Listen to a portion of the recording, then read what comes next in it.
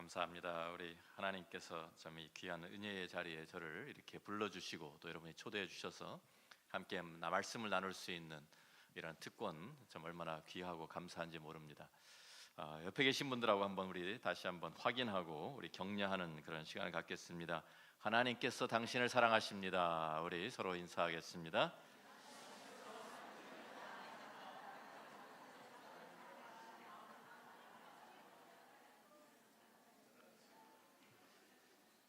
같이 기도하고 말씀 나누겠습니다. 좋으신 주님 감사합니다. 이 자리에 저희보다 먼저 찾아와 주셔서 우리를 기다리고 계시며 우리의 마음을 어루만져 주시며 우리를 새롭게 하시는 은혜를 주시니 감사합니다. 하나님, 이 주일날 복된 날, 부활의 날, 생명의 날 주님 앞에 찾아 나왔습니다. 주님께서 이 시간 저희들에게 필요한 은혜로 채워 주옵소서. 말씀에 사로잡히게 하시고 하나님의 은혜에 사로잡히게 하시고 하나님의 성령에 사로잡히는 이 시간 되게 도와 주옵소서. 예수님 귀하신 이름으로 기도합니다. 아멘. 오늘 본문에는 우리가 잘 아는 새 계명이 기록되어 있습니다. 성경학자들에 의하면 구약 성경에는 613개의 계명이 있다고 합니다. 저도 다 세보지 않아서 제가 모르고 그냥 저도 믿습니다. 613개인 줄로. 그런데 이것을 10가지로 요약한 것이 우리가 잘 아는 10계명입니다. 그런데 주님께서는 다시 10계명을 두 큰 계명으로 요약해 주셨죠. 그래서 마태복음 22장에 우리 34절 말씀부터 보면 예수님께서 말씀을 하십니다. 내 마음을 다하고 목숨을 다하고 뜻을 다하여 주 너희 하나님을 사랑하라 하셨으니 이것이 크고 첫째 되는 계명이요 둘째도 이와 같으니 그랬어요. 둘째도 그와 같으니 내 이웃을 내 자신같이 사랑하셨으니 이 두 계명이 온 율법과 선지자의 강령이니라고 말씀하십니다. 강령이란 말은 못을 이렇게 벽에 받아서 그래서 걸어놓는 것처럼 그것이 빠지면 다 무너지는 그러한 아주 귀한 계명이다라고 이 두 계명, 하나님 사랑, 이웃 사랑, 이것을 구약의 모든 것에 좀 요약이면서 이것이 강령이다라고 말씀해 주셨습니다. 그리고 예수님께서 잡히시기 전날 바로 그날 밤에 제자들과 마지막 밤을 보내시면서 성만찬도 제정하시고 또 제자들의 발도 씻겨 주시고 그러면서 이 새 계명을 제자들에게 바로 우리들에게 교회에 주셨습니다. 그러면서 이것이 새 계명이다라고 말씀하셨어요. 언뜻 보면 구약에서 우리에게 이미 말씀하신 이 하나님 사랑, 이웃 사랑과 다를 바가 없어 보입니다. 그런데 왜 예수님께서는 새 계명이라고 하셨을까요? 그냥 처음부터 구약 성경에 너희가 잘 아는 대로 이것이 옛 계명이다 이렇게 말씀하지 아니하시고 새 계명이다 라고 말씀하셨습니다. 다른 점이 있기 때문에 새 계명이라고 하신 것입니다. 구약에 우리가 알고 있는 하나님 사랑, 이웃 사랑 그것에 대한 말씀이 분명히 있지만 그것과는 다른 무엇이 있기 때문에 우리에게 새 계명이다 라고 말씀하신 것입니다. 어떻게 다른가요? 구약에서 사랑하라고 하실 때 하나님을 사랑하고 내 이웃을 사랑하라 하셨을 때 그 기준이 어디에 있습니까? 그 기준을 생각해 보십시오. 기준을 보면 하나님 우리가 사람을 사랑하는 것도 내 마음을 다하고 누구의 마음이에요? 내 마음입니다. 내 마음을 다하고 목숨을 다하고 나의 목숨입니다. 뜻을 다하고 나의 뜻입니다. 그것을 다 해서 나의 최선을 다해서 그 말이죠. 다시 하면 주 너의 하나님을 사랑하라. 하나님을 사랑하는데 내 최선을 내 마음을 다하고 목숨을 다하고 뜻을 다해서 힘을 다해서 내 최선을 다해서 하나님 사랑하라. 그것이 기준이었어요. 이웃 사랑도 뭐라고 말씀하셨습니까? 내 이웃도 어떻게 사랑해요? 내 자신같이 내가 기준입니다. 내 자신같이 사랑하라. 그러면 됐어요. 그러니까 어떤 의미에서는요 내 중심으로 사랑하는 것입니다. 일반 통행의 사랑이었습니다. 하나 예를 들면 이런 것입니다. 옛날 우리 할머니들이 손자를 보시면 저도 이제 이번 다음 주면은 이제 우리 큰 딸이 예정일입니다. 출산 예정일이 9월 8일인데 우리 이제 첫 손녀딸이라고 그러니까 우리가 기다리고 있어요. 그래서 우리가 이제 드디어 할아버지 할머니가 되는구나. 그래서 제 아내가 이번에 같이 못 왔습니다만 옛날 할머니가 손자들을 그렇게 사랑스럽다고 하세요. 저도 아직 경험을 못 해봤기 때문에 할아버지 할머니들이 아들보다 딸보다 손자 손녀딸이 훨씬 더 이쁘대요. 그래서 에이 설마 그럴 수가 있습니까? 그런데 그게 사실이에요. 모든 분들이 다 이구동성으로 하시는 말씀이에요. 그래서 저도 이제 할아버지가 돼 보면 이해가 되겠죠. 자, 그런데 할머니들이 손자들 얼마나 귀여워하시는지, 얼마나 정말 사랑하는지 그 사랑하는 방법이 특이하지 않습니까? 밥을 먹이는데 어떻게 먹입니까? 자기가 먼저 씹어서 우물우물 해가지고 침을 잔뜩 묻혀가지고 다시 손가락에 뱉어가지고 그 손자 입에다가 탁 넣어줍니다. 손자는 어렸으니까, 어릴 때니까 뭔지도 모르고 다 받아 먹어요. 맛있게. 자, 그런데 며느리가 옆에서 보고 있으면 며느리가 기겁을 하죠. 아유 어머니 그렇게 하시면 어떻게 해요? 옆에서 보는 사람은 정말 좀 저건 아닌데 이런데 그게 너무나도 당연하게.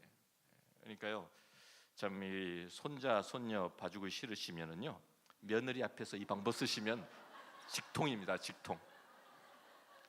핑계 대가지고 어머니 오시지 마세요. 아마 그럴 거예요. 이게 일방통행 아닙니까? 지금 손자가 조금 더 크면 이걸 알게 되면 받아 먹겠습니까? 아우 할머니 왜 그래? 그러면서 거부하겠죠. 일방적으로 내 생각에는 이게 최선이다라고 주는데 받는 사람 입장에는 아니올시다 이렇게 될 수 있는 거 아닙니까? 자, 아프리카 케냐에 제가 여기 이야기 들으니까 이 마사이족 그 선교를 많이 하셨다고 제가 들었습니다. 저도 오래전에 학생들을 데리고 마사이족에 그 선교를 간 적이 있습니다. 거기 가보면은요 참 재미있는 것이 참 이 마사이족 아직도 옛날 지금 이 21세기인데도 아직도 그 옛날 그대로 살고 있어요. 그래서 이 남자들은 그냥 긴 창 들고 사냥이나 하고 그냥 전쟁할 때나 이제 나가서 전쟁을 하고, 자 그리고 거기다가 일부 다처제예요. 그런데 남자들 뭐 그냥 아무것도 안 해요. 아무것도 안 해요. 정말 농사도 안 짓고 집안일도 안 하고 아무것도 안 하는데 심지어는 어느 정도냐면 집을 짓는데 집 짓는 것도 이제 소똥으로 짓지 않습니까? 소를 키우면서 소똥을 가지고 집을 짓는데 그거 다 누가 하느냐? 부인들이 다 해요. 여자들이 다 합니다. 여자들이 물 길어 오고 여자들이 다 모든 뭐 애들 키우고 모든 거 다 하고 남자들은요 아무것도 안 합니다. 그래서 참 이 여자분들이 거기 가 보면은 뭐 모든 것 집을 이제 짓는 것부터 시작해서 불 피우고 밥하고 뭐 그러는데 자 소똥으로 모든 것을 다 해요. 그러니까 거기에 소가 얼마나 귀하냐면 소가 나는 거 하나도 버리는 게 없어요. 그래서 그걸로 불도 떼고 소똥으로 그리고 그걸로 밥도 해 먹고 뭐 다 해요. 자 그러니까 파리떼가 얼마나 많겠습니까? 파리떼가. 그러니까 아이들 데리고 우리 청년들 데리고 가서 찬양을 하는데 입을 벌리면 막 이 파리가 입 안으로 막 들어와요. 그렇게 파리가 많아요. 눈으로도 막 들어옵니다. 그래서 막 눈을 뭐 그런 곳에 가서 이제 그 사람들 맨발로 다니고요. 그러면 그 발도 씻겨주고 뭐 소독도 해주고 뭐 그러는데요. 거기에서 가서 선교하고 그러면은 이분들이 또 멀리서 우리들을 위해서 귀한 분들이 오셨다. 그래가지고 자기들 딴에는 대접한다고 아주 큰 대접한다고 하는 게 뭐냐면은요. 가서 우유를 아주 따끈따끈한 걸 막 짜갖고 옵니다. 그런데 그 양푼에다가 받아오는데 그 뭐 이렇게 깨끗하게 씻었겠어요. 거기다가 탁 짜가지고 받아가지고요. 그런 다음에 그냥 보통 손님이면 그것만 접대하는데 정말 멀리서 귀한 손님이 왔다 그러면은 특별 대접을 하는 게 있는데요. 뭐냐면 면도칼을 가지고 소를 이렇게 쫙 피를 냅니다. 그래서 피를 짜요. 피를 짜가지고 그것을 또 그 우유 받은 그릇에다 같이 받아요. 프로틴을 더 주겠다고.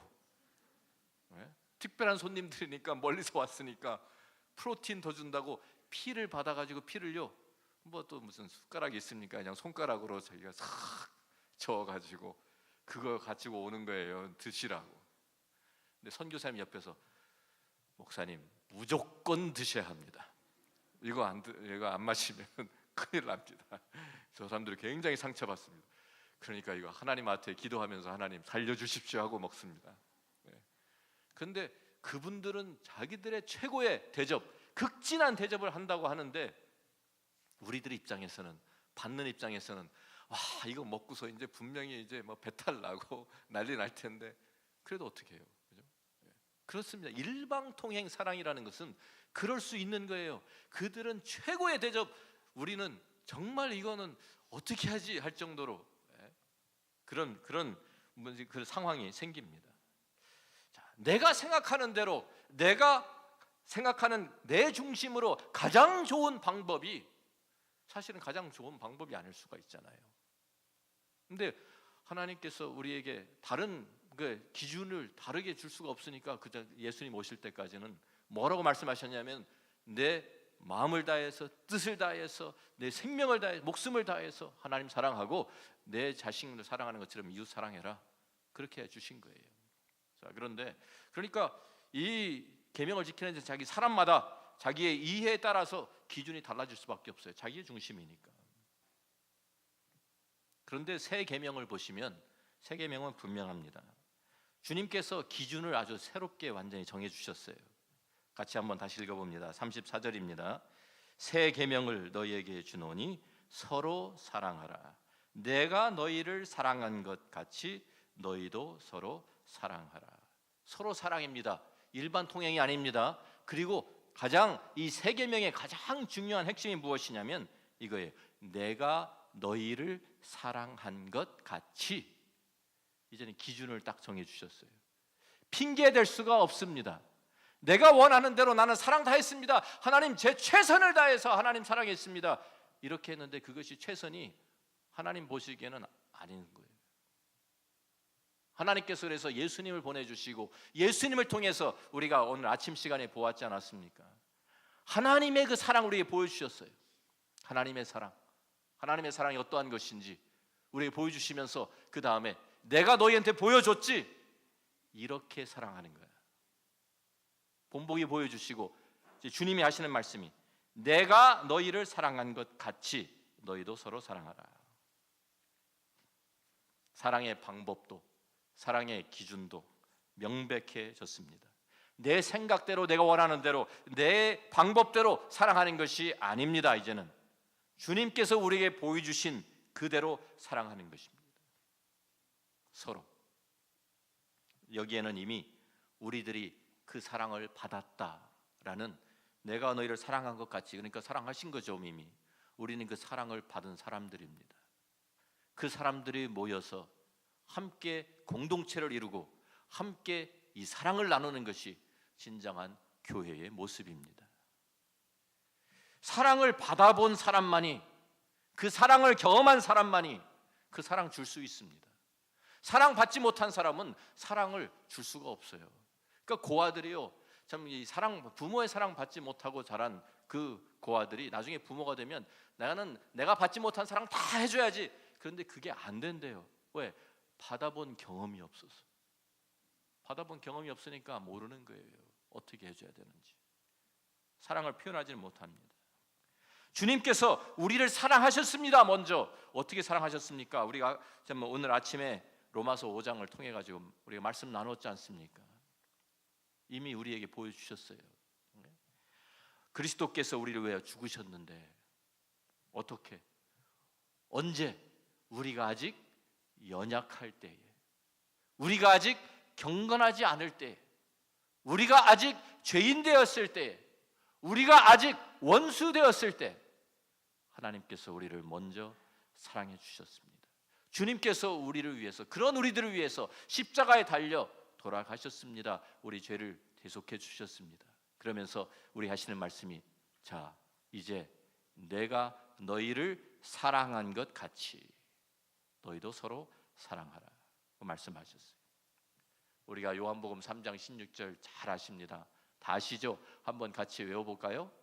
하나님이 세상을 이처럼 사랑하사 독생자를 주셨으니 이는 저를 믿는 자마다 멸망하지 않고 영생을 얻게 하려 하심이라 하고 말씀하셨어요. 하나님 우리 사랑하셨다라는 것이 복음입니다.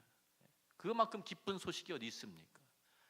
우리에게 영생을 주시기 위해서 우리를 사랑하시고 독생자를 내어주셨다. 그런데 요한 1서 3장 16절도 역시 사랑에 대한 구절입니다. 요한복음 3장 16절 잘 아시는 것처럼 요한 1서 3장 16절 말씀도 여러분이 좀 외워두시면 좋습니다. 요한 1서 3장 16절 우리가 같이 읽어보면은요, 그가 우리를 위하여 목숨을 버리셨으니, 이거는 이제 경험한, 그 사랑을 경험한 제자들이 고백하는 내용입니다. 그가 누굽니까? 예수 그리스도, 우리의 주님, 그가 우리를 위하여 목숨을 버리셨으니 우리가 이로써 사랑을 알고 사랑을 경험했다는 말입니다. 받았다는 말입니다. 우리도 이제는 어떻게 해야 됩니까? 형제들을 위하여 무엇을 해요? 목숨을 버리는 것이 마땅하니라. 이게 사랑이라는 거예요. 다른 것이 아닙니다. 형정적으로요, 사랑한다라는 말은요, 뭐 하는 겁니까? 성경적으로 사랑한다는 말은 어떤 말입니까? 죽어주는 것입니다. 죽어줄 수 있는 것입니다. 그가 우리를 위하여 목숨을 버리셨으니 우리가 이로써 사랑을 알고 우리도 형제들을 위하여 목숨을 버리는 것이 마땅하니라. 마땅하니라. 내가 그 사랑을 받았다고 하면 이제 그 사랑, 새 계명이 그거 아닙니까? 내가 너희를 사랑한 것 같이 너희도 서로 사랑하라. 우리가 서로 사랑해야 되는데, 그것이 교회의 참 모습인데, 그러기 위해서는 우리 옆에 있는 사람들, 우리 주위에 있는 사람들 위해서 뭘 해야 돼요? 죽어줘야 됩니다. 죽어야 합니다. 사랑이 갑자기 굉장히 어려워졌죠, 여러분. 사랑한다고 고백하는 게 쉬운 거 아닙니까? 아닙니다, 절대로.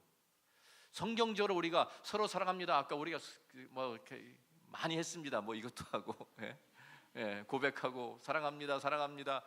근데 성경적으로 주님의 사랑으로 사랑합니다라는 말씀은요, 그냥 가볍게 할 수 있는 얘기가 아닙니다. 내가 당신을 위해서 나는 죽어줄 수 있습니다라는 고백입니다.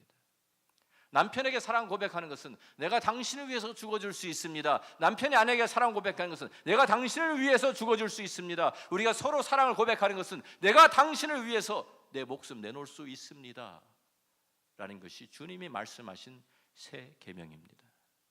옆에 계신 분 한번 얼굴 쳐다보시죠. 제가 지금 뭐 어떻게 하라고 하지 않겠습니다. 한번 쳐다보십시오. 그냥 속으로 생각해 보십시오. 내가 이 사람 위해 죽어줄 수 있을까? 이것도 지금 하라 그러면은 또 안 하면은 또 상처받으니까 제가 차마 하라고는 못 하겠고, 한번 속으로만 해보세요. 이 사람 위해서 내가 죽어줄 수 있을까? 사랑할 수 있을까? 하나님의 사랑이 부어지면 서로를 위해서 목숨 내어놓을 수 있는 거예요. 초대교회가 왜 폭발적인 성령의 능력이 나타났습니까? 바로 이 사랑이 임했기 때문입니다. 이 사랑으로 하나가 돼버린 거예요. 서로 목숨 내어놓을 수 있는 정도의 사랑이 그 가운데 넘쳐난 거예요. 사랑의 공동체가 이루어지니까 그 교회를 통해서, 초대교회를 통해서 하나님의 사랑의 DNA가 그냥 막 퍼져나간 거예요. 하나님의 사랑의 DNA, 하나님의 사랑이 우리에게 부어지면은요, 우리 임하면 우리도 그 사랑에 동화되어서 그 사랑의 DNA가 우리를 하나로 묶어줍니다. 죄가 들어오면은요, 죄의 속성은 갈라놓습니다. 하나가 되었던 것을 쪼개는 것이 죄가 하는 일입니다. 죄가 들어오면 하나님과 사람 사이가 갈라져 버려요. 죄가 들어오면 사람과 사람 사이가 갈라져 버립니다. 아담과 하와, 뭐라 그랬어요? 처음에 하나님께서 하와를 이 갈빗대를 뽑아가지고, 아담 갈빗대를 뽑아가지고 하와를 만들어서 데리고 오시니까 그 하와를 보고 아담이 눈이 동그래져가지고 하는 말이, 사랑의 고백을 하죠. 사랑의 고백도 참 이상하게 해요. 내 뼈 중에 뼈요, 살 중에 살이. 요새 뭐 젊은 안들한테 그렇게 하면은 뭐 하는 거야 지금, 그럴 거야 아마. 근데 그게 무슨, 너와 나는 본질적으로 하나야.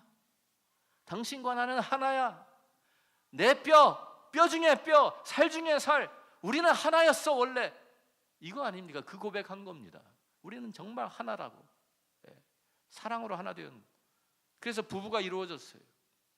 그런데 죄가 들어오니까 3장에 가서, 창세기 3장에서 죄가 들어오니까 당장 어떻게 됩니까? 너는 너, 나는 나. 이렇게 되는 겁니다. 부부 사이에. 아담과 하와. 하나님께서 아담에게 너 왜 내가 먹지 말라고 먹었어? 그러니까 당장 뭐라고 얘기합니까? 하나님께서 주신 저 여자. 당장 자기하고 거리를 쫙 두죠. 예? 저희 왜 이런 여자를 나한테 주셨어요? 이러는 게 지금 컴플레인하고 있는 거예요. 저 여자가 딸 열매를 줘서 제가 먹었습니다. 와, 얼마나 여자분들 이런 거 얘기 들으면 배신감 안 느끼세요? 예? 아니 내 뼈 중에 뼈, 살 중에 살을 한때는 얹어놓고 이제는 저 여자? 나하고 상관없어? 이게 죄가 하는 짓이에요. 죄가 하는 일이에요, 그게. 그런데 사랑이, 그리스도의 사랑이, 십자가의 사랑이 들어오면 그 갈라졌던 사람이 다시 하나가 되는 것입니다. 이혼 지경까지 갔던 사람들이 다시 한 몸을 이루는 것입니다. 하나님과 사이 갈라졌던 그 틈이 메꾸어지고 우리가 하나님과 화목하게 되는 것입니다. 그게 사랑의 DNA예요. 초대교회 예루살렘 교회를 보십시오. 제자들이 오순절날 성령이 임하니까 그 성령 받고 나가서 복음 전파합니다. 그 전까지는 무서워서 덜덜 떨고 있던 사람들이 그 복음 들고 나가서 외치기 시작합니다. 예수 그리스도가 부활의 주님이 우리에게 그리스도라고 메시아라고. 그러니까 유대인들이 그 복음 듣고 하루에 3,000명 돌아옵니다. 그런데 생각해 보세요. 그 3,000명이 어떤 사람들이었습니까? 일주일 전만 해도 그 유대인들이 다 예수님 십자가형 받을 때 빌라도의 법정의 앞에 서서 십자가에 못 박으라고 소리 지르던 사람들이에요. 침을 뱉고 모욕하던 사람들이에요. 사실은 제자들과 다 원수였던 사람들 아닙니까? 그 사람들이 회개하고 돌아와서 원수였던 사람들이 한 몸을 이룬 거예요. 한 교회가 된 거예요. 초대교회가 그렇게 시작했습니다. 하나님의 사랑이 임하니까 원수였던 사람들이 하나가 되어서 함께 복음 안에서 한 가족이 되었어요. 한 가족. 서로 모든 것을 통용하고 네 것 내 것 없이 다 나누어 쓰는, 집 있던 사람들 팔아서, 땅 있던 사람들 팔아서 가난한 사람들 구제하고 완전히 하나가 된 거예요. 그래서 날마다 같이 성전에 모이려 힘쓰고 집에서 떡을 떼고 그 얼마나 아름다운 하나님을 찬미하고 백성에게 친송을 받으니 주께서 구원받는 사람을 날마다 더하게 하시니라. 초대교회 모습입니다. 디아스포라 교회, 초대교회는 또 어떻습니까? 유대인과 안디옥에서 처음으로 이방인 교회가 세워졌는데 유대인과 이방인들이 한 교회에 모여서 함께 예배드리고 함께 하나님 찬양하고, 그게 초대교회 모습이었습니다. 유대인과 이방인들이 어떤 사람들인지 아십니까? 서로 상종도 하지 않던 사람들입니다. 유대인들이 이방인들을요, 저 사람들은 개와 같은 사람들 취급하고요, 상대를 안 해줬어요. 어느 정도냐면 율법의 랍비들이 가르치는데 음식 같이 먹는 건 물론 불법이고요, 그 집에 들어가도 안 되고, 이방인 집에 유대인으로서 해산하는 것, 어떤 부인이 이방인 여자가 해산하는 것을 도와주잖아요. 그러면 이방인 하나를 또 이 세상에 태어나게 했다고 그것도 불법이었어요. 그리고 그러니까 이 유대인들 가운데 아니 그럼 이방인을 하나님이 왜 만드셨을까? 그래가지고 랍비한테 물어봤대요. 그러면 하나님께서 이방인들은 왜 만드셨습니까? 그러니까 랍비의 대답이 뭔지 아세요? 지옥의 땔감으로 쓰기 위해서 만드셨다. 그렇게 취급하던 이방인들입니다. 그런데 그 사람들과 유대인들이 그리스도의 피로 하나가 됐어요. 복음 안에서 십자가에서 하나가 됐어요. 그래서 한 가족이다. 이제는 그래서 에베소 2장에 보면은 그 말씀 아닙니까? 2장 14절 말씀에 그는 우리의 화평이신지라 둘로 하나를 만드사 원수된 것 곧 중간에 막힌 담을 자기 육체로 허시고 법조문으로 된 계명의 율법을 폐하셨으니 이는 이 둘로 자기 안에서 한 새 사람을 지어 화평하게 하시고 또 십자가로 이 둘을 한 몸으로 하나님과 화목하게 하려 하심이라. 원수된 것을 십자가로 소멸하셨다. 그러면서 이어서 뭐라고 말합니까? 그러므로 이제부터 너희는 외인도 아니요 나그네도 아니요 오직 성도들과 동일한 시민이요 하나님의 권속이라. 권속이란 말은 가족이란 말입니다. 한 가족이다. 우리는 그리스도의 피를 나눈 한 가족이다. 우리가 형제다. 우리는 자매다. 그게 교회예요. 교회는 세워질 때부터 원수였던 사람들이 하나가 되어서 사랑으로, 그리스도의 사랑으로, 그 사랑 때문에 하나가 되어서 우리가 교회가 이루어진 것입니다. 자, 우리 교회도, 우리 특별히 이민교회도 한번 돌아보시면 좋겠습니다. 저희도 72년도에 저희 시카고 이민 와서 저희 아버님이 교회 개척하시고 이민교회 그 역사를 저도 잘 압니다. 근데 한국 분들은 참 이 편가르는 거 너무 좋아하세요. 그렇지 않습니까? 한 교회 모여서 참 그 하는데 그 안에서도 또 갈라지고 나누고 하는데 항상 우리 한국 분들 만나면 제일 먼저 물어보는 게 뭡니까? 고향이 어디예요? 고향. 고향이 어디냐고. 경상도인지 전라도인지 이북인지. 아, 이북 출신이구만. 뭐 이러고서 이제 뭐해서 그런 저희 부모님들이 이북에서 피난 내려오신 우리 평안도가 저희 아버님의 고향인데요. 저희 아버님은 평양남도, 저희 어머니는 평안북도. 그러니까 그 완전히 타향에서 왔다고 또 좀 이렇게 요새 말하면 왕따 당하는 것이죠. 뭐 그 다음에 물어보는 게 뭐예요? 학교 어디 나왔어? 학교 가지고 가르고 고대? 아이고 연대 고대 서로 싸우는 거 여기까지 와서도 싸우고 계속 나누지 않습니까? 이거 같은 학교 출신들끼리 모이고 같은 고향 사람들끼리 모이고 그래서 한국의 그 학연, 지연 이거 끊어지지가 않는 거예요. 심지어는요 이 이민교회에서 보니까 제가 여기는 모르겠습니다만 제가 디트로이트에 저 형님이 계셔서 가끔 가는데 거기 가면은요 의사들만 모이는 교회가 있어요. 의사들은 다 거기 모여서 저희 형님도 그 중에 한 분이지만 그냥 그러니까 다른 사람들하고는 뭐 이게 잘 격이 안 맞는 데나 뭐 교회까지 와서도 그거 찾고 있어요. 교회는요 다양한 사람들이 모여서 모든 여러 사람들의 종류들이 우리가 정말 예수 아니면 만나지도 않을 사람들이에요. 사실 얼굴 알고 지내고 뭐 통성명하고 지낼 필요 없는 사람들인데 단지 하나의 이유, 오직 예수 때문에, 오직 복음 때문에, 오직 예수의 사랑 때문에 우리가 함께 모인 것이고 함께 한 가족 이룬 것입니다. 믿습니까? 이게 교회예요. 이게 참 교회의 모습입니다. 사랑 때문에, 예수의 사랑 때문에 교회 안에서 그 외의 모든 담은 다 무너져야 합니다. 고향, 학교 출신, 얼마나 돈이 많고 얼마나 뭐 이 사람이 무슨 뭐 권세가 있고 이런 거 다 무너져야 됩니다.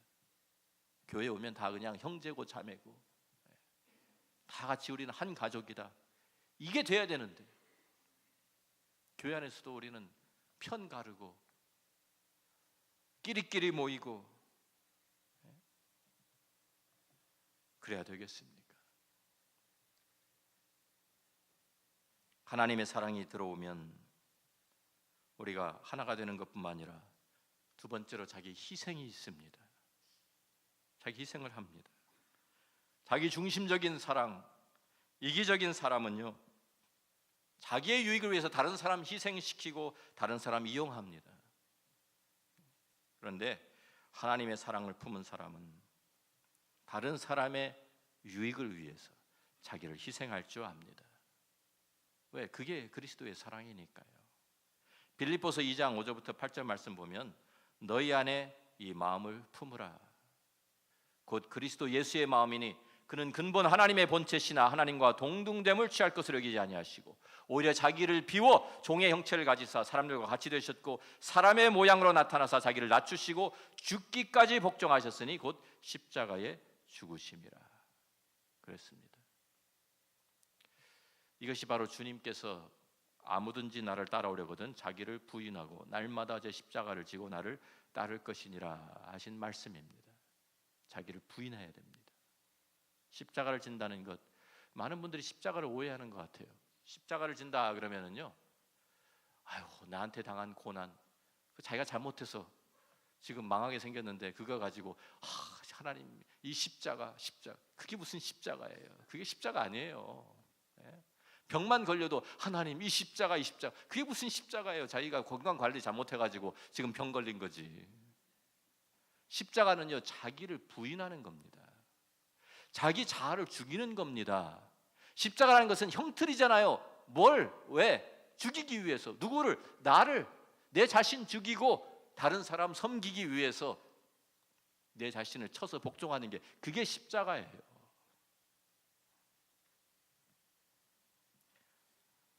어떤 사람이 꿈에 천국과 지옥을 구경했다고 합니다. 지옥을 먼저 가보았는데 지옥에 가니까 지옥에 가면서 이 사람이 여태까지 배운 게 있어가지고 머리에 상상을 하면서 갔어요. 뜨거운 불, 막 사방에서 사람들이 아우성치는 모습, 뭐 그냥 몸도 완전히 깡마르고, 뭐 그냥 그런데 이제 상상하고 갔는데 완전히 고급 호텔이더래요. 와, 이거 지옥이 여기 지옥 맞아? 그래가지고 이 지옥에 이게 잘못 온 거 아니야? 그랬는데 사람들을 만났어요. 지옥에 사는 사람들. 핏기가 하나도 없어요. 웃음도 없고 몸도 깡마르고 힘이 하나도 없어요. 그래서 와, 이 사람들 정말 힘들기 힘든 모양이구나. 시설은 잘 돼 있는데 뭐 이렇게 사람들이 힘이 없지? 그래가지고 식당에 가보니까 식당에 가서야 그 이유를 알게 됐어요. 좋은 음식이 잔뜩 쌓여 있어요. 잔뜩. 모든 산의 진미가 다 있는데 이 사람들이 먹지를 못해요. 왜? 숟가락이요 길이가 이렇게 긴 거예요. 그래서 그걸 숟가락으로만 먹게 돼 있는데 숟가락으로 뜨면은요 자기 입으로 안 들어와. 너무 길어서. 그래서 아무리 먹으려고 해도 먹고 싶은데 못 먹어. 그러니까 맨날 참 배가 고픈데 침만 흘리면서 먹지는 못하고 그러니까 막 죽을 지경이죠. 장면이 확 바뀌었답니다. 천국으로 갔답니다. 바로 그 순간 천국으로 딱 가서 보니까 천국도 똑같은 거예요. 거기도 환경이 뭐 다 똑같아요. 지옥이나 식당에도 식당에도 똑같이 숟가락 길이까지 똑같더래요. 아니 근데 이 사람들은 어떻게 된 거지? 너무 웃음을 막 웃고 너무 뭐 그냥 살도 뭐 윤기가 잘잘 흐르고 피부가 너무 좋고 보니까 똑같은 환경인데 숟가락으로 떠가지고 다른 사람 반대편에 있는 사람 먹여주는 거예요. 서로 드십시오. 이것도 좀 들어보세요. 이것도 좀 들어보세요. 그러니까 서로 받고 주고 받아 먹으면서 주고 그러면서 너무 잘 먹고 있는 거예요. 자기 중심 이기적인 사람은 자기 먹는 것만 생각 못하니까 다른 사람 먹일 생각을 못해요. 그게 지옥이에요. 다른 사람 배려하고 다른 사람 참 그 사람들을 위해서 자기 희생하는 그게 천국이에요. 천국 지옥 차이 크지 않습니다. 다시 말해서 우리가 살고 있는 이 세상도 얼마든지 우리가 천국 만들 수 있어요. 반대로 지옥 만들 수도 있어요.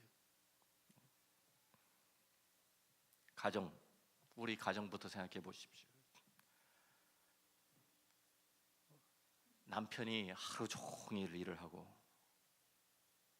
많이 지쳐가지고 집에 돌아오면서 나는 하루 종일 일했으니까 집에 가서 아무데나 양말 벗어 던지고 발 쭉 뻗고 TV 보면서 밥 얻어 먹을 권리가 있다. 이제 이러고 집에 들어오면 그 집이 천국 될까요? 지옥 될까요? 여자분들이 금방 아시네. 아내는 아내대로 집에서 빨래 하루 종일 하고 청소하고 애들 지치닥거리하고, 그러니까 이제 남편이 집에 들어오면 애들 맡기고 나는 쇼핑 나갈 권리가 있다. 그러면 천국 될까요? 지옥 될까요?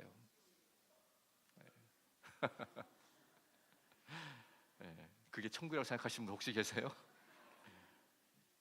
우리가 서로 권리 주장하기 시작하면, 내가 이렇게 고생했으니까 나는 이제 받아 먹을 권리가 있어, 내가 누릴 권리가 있어, 권리 주장하기 시작하면, 남편은 남편 권리, 아내는 아내 권리 주장하기 시작하면은요, 싸움밖에 더 일어납니까?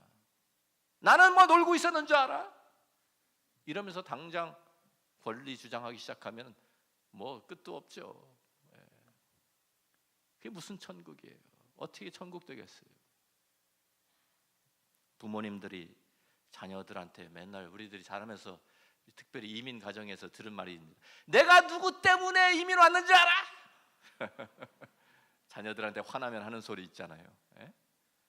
내가 그 한국에서 그 좋은 직장 다 내버리고 거기 내가 잘 나가던 거 다 놓고 왜 내가 여기 이민 왔는데 너 공부 그렇게 안 하면 되겠어? 이러면서 협박하잖아요, 자녀들. 자녀들은 그냥 가만히 있습니까? 누가 오라고 했나? 내가 오고 싶어 왔어. 나는 그냥 딸려왔는데 누가 오라 그랬어? 내가 이렇게 고생했으니까 내가 대접받을 권리가 있다 주장하면은요, 자녀들도 똑같습니다. 왜 이렇게 나에게 스트레스 주는 거야? 집 뛰쳐나갑니다. 권리 주장하기 시작하면 가정이 아니에요. 가정이 세워지는 것은 희생하면서 세워지는 거예요. 내가 희생하고, 아내가 희생하고, 남편이 희생하고, 부모가 희생하고, 자녀들이 희생하면서 그 사랑으로 희생하는 것을 우리 서로 하면서 우리 하나가 되어 가지고 사랑으로 하나 된, 그것이 진정한 가정이지, 그것이 천국이죠.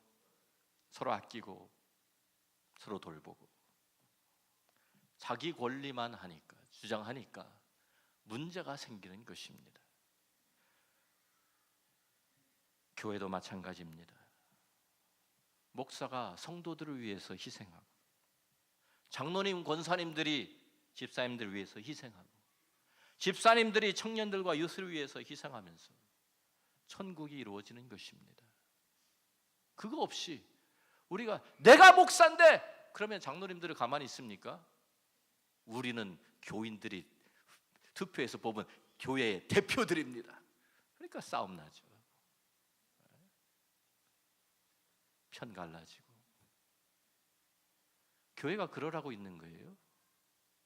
권사님들이 뭐 새도 부리라고, 내가 그 장로님들, 권사님들 제가 이민교회 너무 사정을 잘하니까 다 합니다. 뭐 어떻게 돌아가는지. 부엌에서 하면서 막 이렇게 하면서 권사님들 뭐라 그래요? 나도 집사 때 다 했어. 이제 안 한단 말이지. 너도 해라고. 나 시집살이 했으니까 시어머니 이제 시집살이 한 거 지금 그대로 시키는 것처럼 나도 다 거쳐갖고 왔는데 너도 이제 해야 되지. 장로님들 집사님한테 맨날 그러잖아요. 나도 집사 때 다 했어. 그냥 해주시면 안 되나요?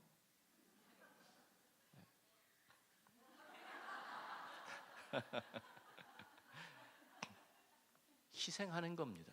섬기는 겁니다. 그래야 교회가 아름다워집니다.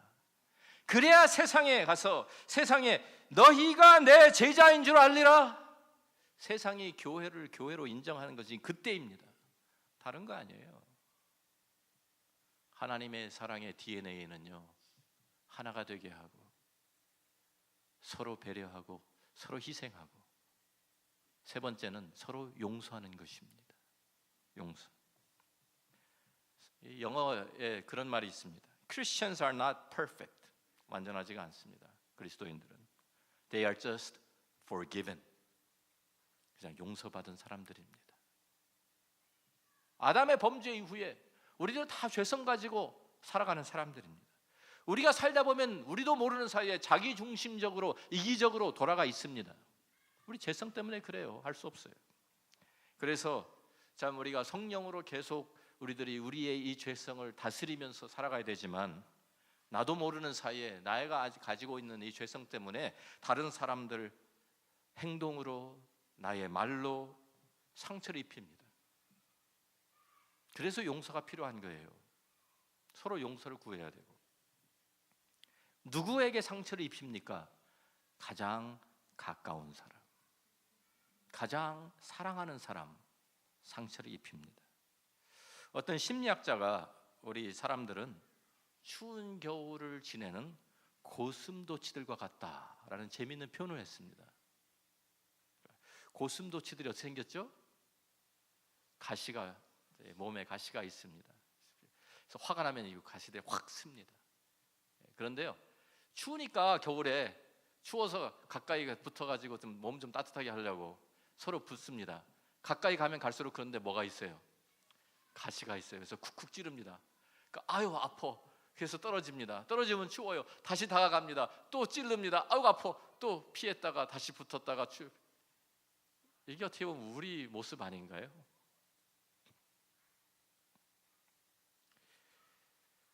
우리가 누구한테 상처를 제일 많이 받느냐면요, 모르는 사람들한테 상처받는 거 아닙니다. 모르는 사람이 길을 가는데 갑자기 나에게 이유도 없이 막 소리를 지르고 욕을 하고 막 그러면은요, 어떻게 대처를 하세요? 같이 대들어 싸웁니까? 모르는 사람인데 저 사람 이렇게 보통 이렇게 생각할 거예요. 미쳤네, 미친놈이네. 기분은 좀 더럽죠. 네? 그런 일 당하면 오늘 좀 이상하네. 그래서 기분이 더럽네. 그런데 상처는 받습니까? 안 받습니까? 상처 절대로 안 받습니다. 모르는 사람인데 그냥 뭐 오늘 좀 이상한, 재수가 안 좋네. 그리고 지나갑니다. 그냥 지나칩니다. 상처 그거 마음에 담아둡니까? 아유, 안 담아둡니다. 그냥 끝났습니다. 그걸로. 생전 처음 보는 사람이 화를 버럭 내면 그냥 미쳤네, 그러고서 지나가면 돼요. 그런데 사랑하는 사람이, 남편이 화를 버럭 내면 상처받아요. 아내들이 그렇잖아요. 왜? 사랑하니까 상처받는 거예요. 사랑하지 않으면 상처받을 이유가 없어요. 가깝기 때문에, 가까운 관계이기 때문에, 사랑하는 관계이기 때문에 상처받는 겁니다. 아내가 남편하고 싸우다가 그런 말 가끔 하시죠. 당신이 나한테 해준 게 뭐가 있어? 그러면 남편들 상처 받습니까? 안 받습니까? 아니 내가 여태까지 뼈 빠지게 고생해가지고 뒷바라지 해주는데 뭐 해준 게 뭐가 있어? 그러면 상처 받아요? 안 받아요? 상처 엄청 받습니다. 애들도요, 밖에 나가서 싸우다가 코피가 터지면은요, 몸만 아픈 거죠. 그런데 집에 와서 부모에게 뺨을 맞으면 평생 갑니다. 그 상처. 애들 친구들한테 맞은 거는 뭐 그냥 며칠 지나면 끝이에요. 부모에게 한 대 맞은 것, 한마디 말, 상처 오래 갑니다. 저도 그런 기억이 있어요. 저는 저희 부모님한테가 아니라 우리 형님한테. 우리 형님이 제가 자는 줄 알고, 우리 옛날 한국에서 다 같은 방에 다 이불 펴고 잤지 않았습니까? 저하고 저희 바로 위에 형님이 있는데, 제 사형제라고 그러지 않았습니까? 우리가 다 같이 한 방에서 잤는데, 큰 형님이 있고 둘째 형님이 있고 셋째 형님, 저 이렇게 차례로 자는데, 큰 형님이 늦게 들어왔어요. 대학생이었으니까. 저는 어렸을 때 자고 있고 자는 척하고 있었지. 아직 잠을 안 들었는데 제 얘기를 하는 거예요. 그래서 야, 성일이 이놈은 머리는 그래도 좀 좋은 것 같은데 나는 별로 마음에 안 들어. 우리 둘째 형한테. 그러면서 나는 얘가 더 좋아. 셋째 형한테.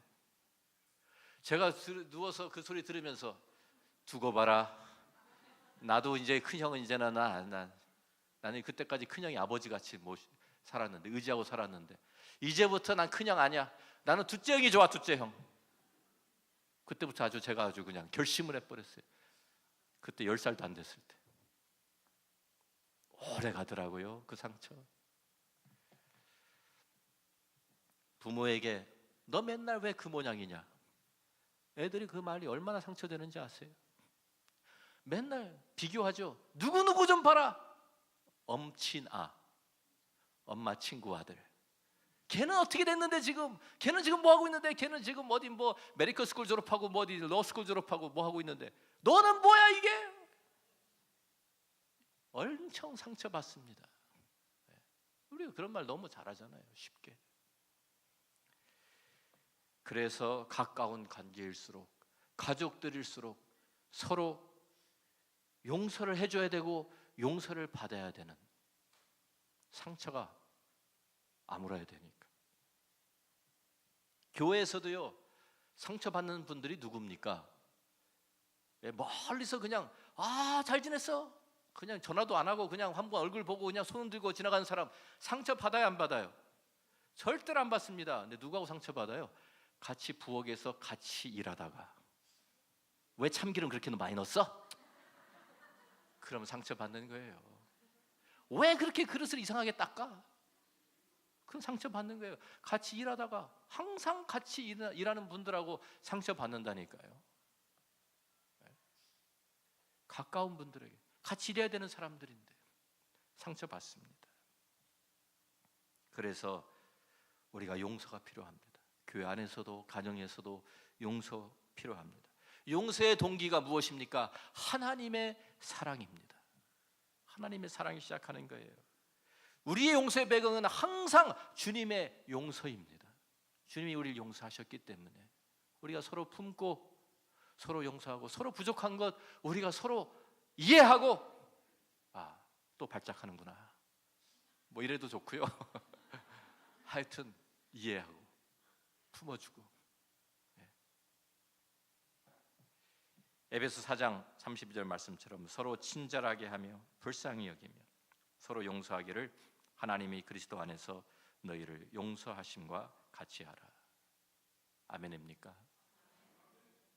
용서하면서 사랑하면서 하나가 되어서 서로 배려하고 서로 희생하면서 우리가 한 가족 되는 것입니다. 그것이 교회입니다. 그렇게 되면 교회가 세상에 파워가 생겨요. 할 말이 있어요. 왜? 세상에 없는 거 가지고 있으니까. 싸우는 거는요, 세상 사람들도 많이 합니다. 세상에 없는 거 보여줘야 되죠. 주님이 뭐라고 말씀하신 거예요? 너희가 서로 사랑하면 이로써 모든 사람이 너희가 내 제자인 줄 알리라.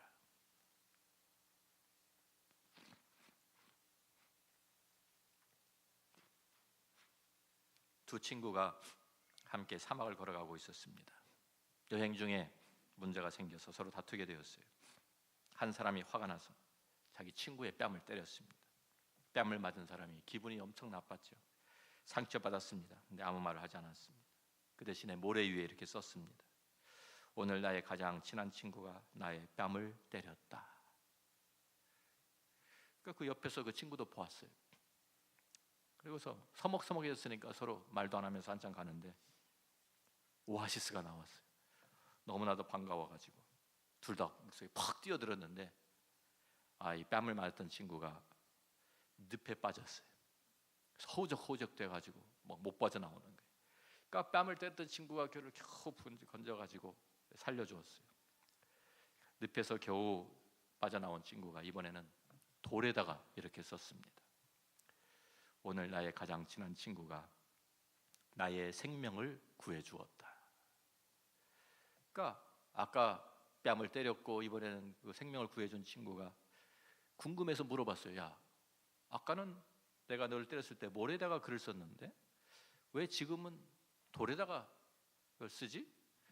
그러니까 친구가 대답하기를 누군가 나에게 상처를 주었을 때 우리는 모래 위에다 그 사실을 기록해야지 바람이 불어와서 그것을 빨리 덮어버리고 지워버릴 수 있도록. 누군가 우리에게 고마운 일을 했을 때에는 그 사실은 우리가 돌에다 기록해야지 바람이 불어와도 영원히 지워지지 않고 기억될 수 있도록. 근데 우리 거꾸로 살지 않습니까?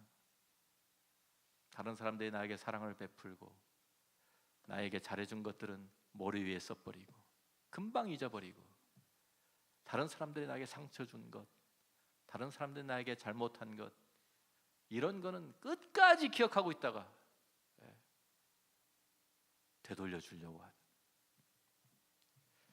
우리 교회 사랑의 공동체입니다. 주님이 우리를 사랑하신 것 같이 우리가 서로 사랑해야 합니다. 그래야 교회가 진정한 교회입니다. 기도하겠습니다.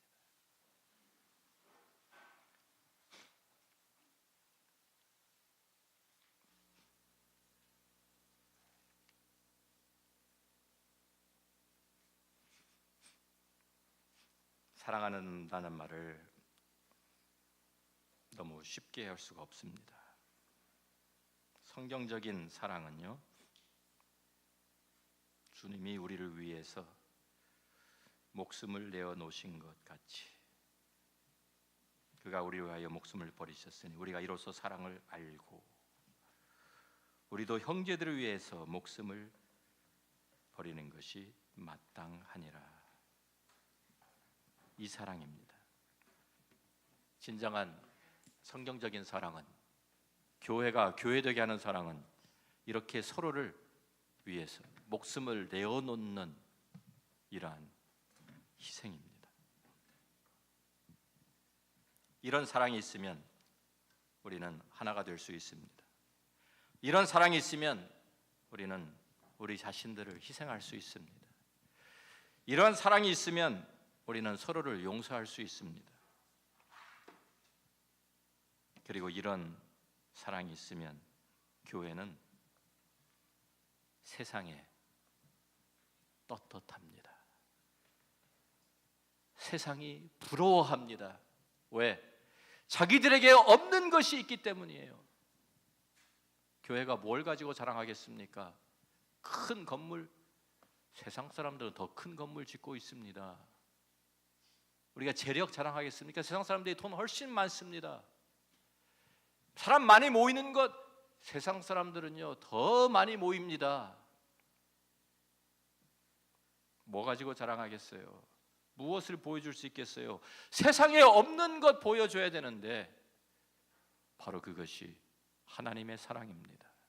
십자가의 사랑, 그 사랑이 우리를 사로잡고 그 사랑에 우리가 하나 될 때, 그 사랑 때문에 우리가 함께 모여서 찬양하며 경배하며 하나님 앞에서 서로 섬길 때 그 사랑이 있어야 진짜 교회입니다.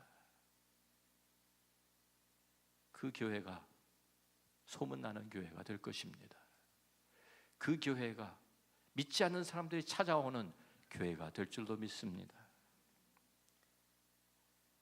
우리가 세상에 보여줄 것, 너희가 서로 사랑하면 이로써 모든 사람이 너희가 내 제자인 줄 알리라. 이겁니다. 다른 거 필요 없습니다. 이거 하나 있으면 됩니다.